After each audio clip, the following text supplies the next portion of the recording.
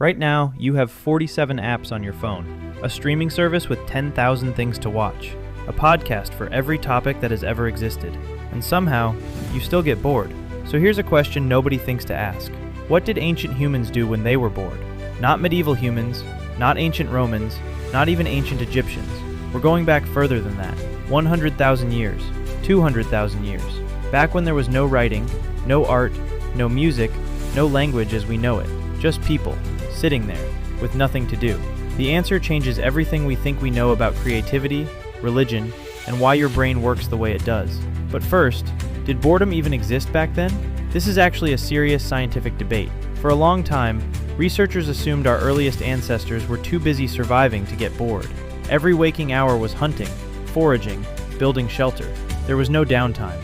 But that assumption turned out to be wrong. Very wrong. In 1966, anthropologist Marshall Sahlins published a paper that flipped everything. He had spent years studying the Kung San people of the Kalahari Desert, one of the last groups on Earth still living something close to the original human lifestyle. What he found was this. They worked, on average, about 15 to 20 hours per week. That's it. Not per day, per week. The rest of the time, they rested, they talked, they sat, they did nothing in particular. Sahlins called them the original affluent society. Not because they had stuff, because they had time. More free time than most modern humans ever get. So the question isn't whether ancient humans got bored. The question is what happened when they did. Let's start with the obvious one. They played. This sounds simple. It isn't. In 2010, archaeologist Francesco De Rico and his team studied a collection of shells found at a site in South Africa called Blombos Cave. The shells were 75,000 years old. They had holes drilled through them, and they were coated in red ochre. These weren't tools. They weren't weapons. They weren't food. They were beads. Someone had sat down 75,000 years ago with nothing better to do and made themselves jewelry. That's the oldest known art object in human history, and it started with boredom. But here's what's really interesting. Making those beads would have taken hours, maybe days. Drilling through a shell with a stone tool, without electricity, without metal, without patience built by a lifetime of entertainment. That is a long afternoon. And they did it anyway. Because the alternative was staring at the wall of a cave. Necessity didn't invent art, boredom did. The same pattern shows up in music. In 2008, researchers excavating a cave in southern Germany found a flute. It was made from the bone of a vulture. It had 5 finger holes. It was 40,000 years old. Someone, 40,000 years ago, before agriculture, before cities, before any civilization we would recognize, sat down and invented music. Not because they had to, because they had a free afternoon and a bird bone. And it turns out music is what the brain does when it has nothing else to process. Neuroscientist Daniel Levitin, who studies the origins of music, argues that musical ability is older than language. Our brains were wired for rhythm and melody before we could form complex sentences, because rhythm is pattern recognition, and pattern recognition kept us alive. But boredom didn't just invent art and music. It invented something far more powerful. It invented imagination. Think about this. You cannot be bored without a concept of time. To be bored, you have to know that this moment is lasting too long, that something else could be happening, that the future exists and it could be better than right now.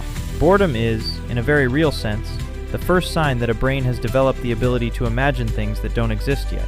Animals don't get bored the way humans do. A dog waiting for its owner isn't bored, it's just waiting. It doesn't have a concept of what else it could be doing.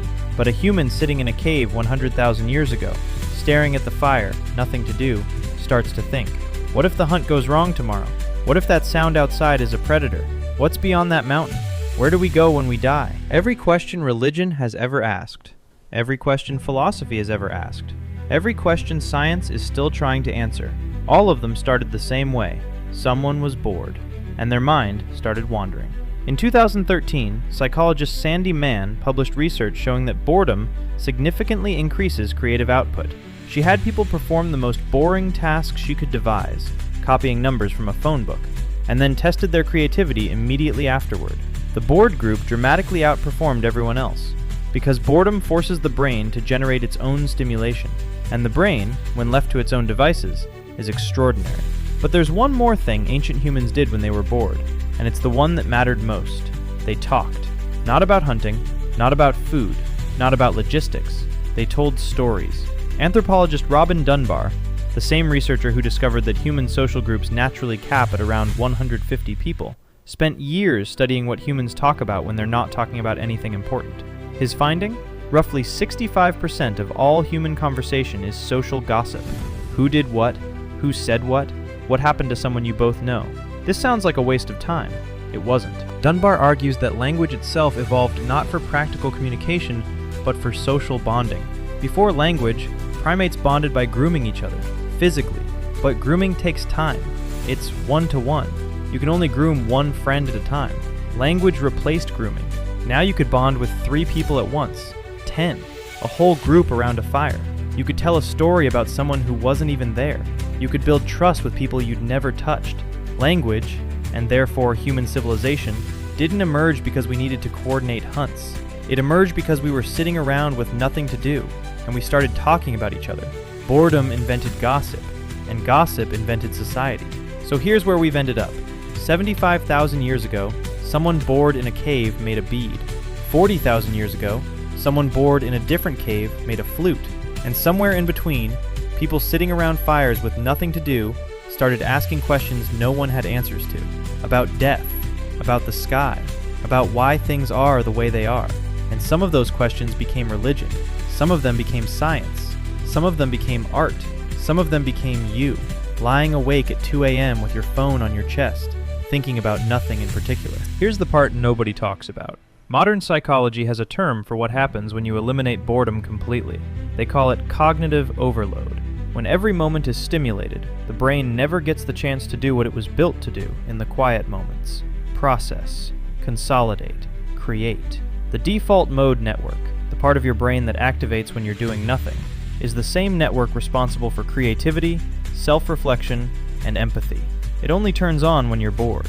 We spent 300,000 years learning to fill silence with something meaningful. Then we invented the smartphone, and we've been filling silence ever since. But every time you put the phone down and sit with nothing for a moment, every time your mind starts to wander and you let it, you're doing the same thing the person in the cave was doing, the same thing that made the bead, the same thing that made the flute, the same thing that looked up at the stars and started asking why. Boredom didn't hold ancient humans back. It's what made them human, and it might be doing the same thing for you, if you let it.